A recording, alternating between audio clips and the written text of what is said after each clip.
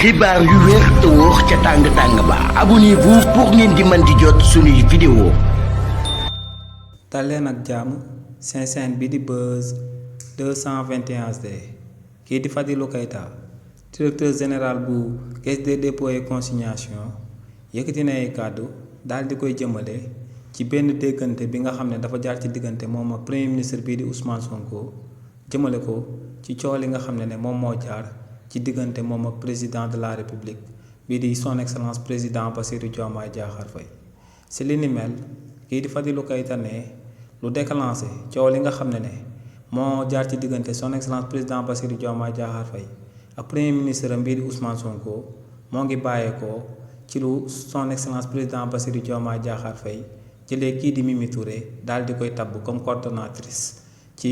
coalition boobee ñu dippee Diomaye président. te avant muy amal li ni mel premier ministre bii di Ousmane Sonko publiquement la xamaloon Sénégalais yi que ne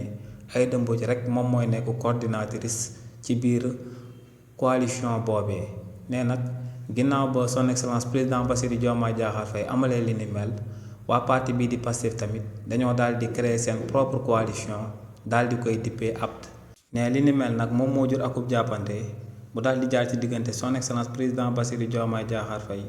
ak premier ministre am bii di Ousmane Sonko waaye ne démb jot naa dégganteeg premier ministre bii di Ousmane Sonko